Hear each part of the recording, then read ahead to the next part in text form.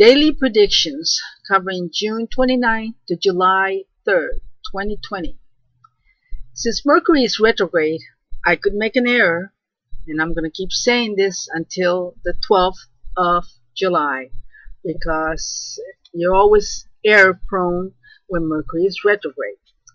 So, it's like when Peter Navarro said last Monday that China deal is dead, but the president said it remains intact. That's what happens during Mercury retrograde. You repeat or do things over or change and rechange. There's usually an error or many comings and goings and could end nowhere at the end. There's usually many rumors and misunderstandings. In the lunar eclipse in Sagittarius titled Optimism and Euphoria that was last month, I said it's best to keep your ideas to yourself until a better time because that eclipse brought a situation where no one wins and there's no solutions. See what's happening to the media. It's backfiring. Everything unfolded as predicted in the lunar and solar eclipse videos. If only Facebook had kept to themselves and not expressed their opinions at that time, there wouldn't be this ad pullout fiasco with so much negative publicity. Even Twitter or anyone who spoke out at that time would be in this situation. It was all about timing. If they all just waited until after July 12th, when Mercury goes direct, it wouldn't have been this bad, or the fiasco would have been avoided. Look what happened to Simon & Schuster, the publisher of John Bolton's book. The book doesn't sound like winter because the timing was awful. They couldn't have picked the worst time to publish the book. However, that's fate.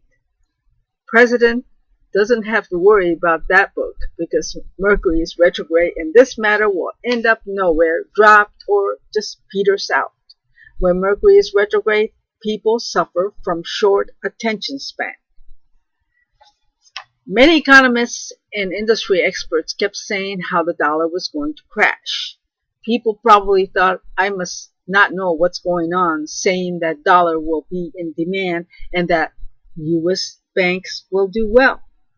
June 25th, there was a breaking news about bank stocks surging after regulators eased the Volcker rule.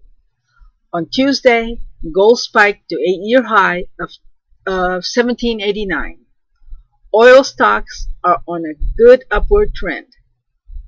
The dollar rises as demand for it rises as safe haven asset. Market did go into a corrective mode starting Wednesday, June 24th. As predicted, finally, Bitcoin and the current cryptocurrencies had a sizable move on June 25th. I wasn't sure about that one. So this is why I put a comment in there that I'm just taking a chance making the prediction. But it did make a move on 25th. So I wasn't sure.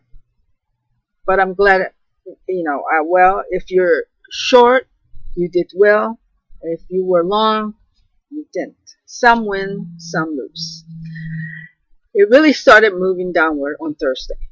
So let's get to June 29th, July 3rd predictions. Monday could favor the bears.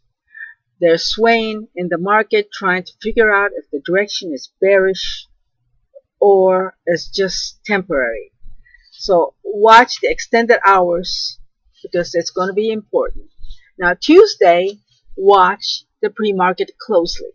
Something big could be happening that could influence the market. The open, I'm sorry. This could be government or pension fund or something about debt-related activity, or they actually do something that could affect the market. Or somebody announces that it's going to be in bankruptcy or something like that. Something could happen. Just, it could be in India or even Mexico or Texas. Just saying as a caution. or even at the Capitol, Washington, D.C. Somehow government is kind of involved uh, as far as something big happening. The market could recover, but lots of manipulations, churning in and out. It is easy to get burned. So use discretion and check for errors. Wednesday is a favorable day for the bulls.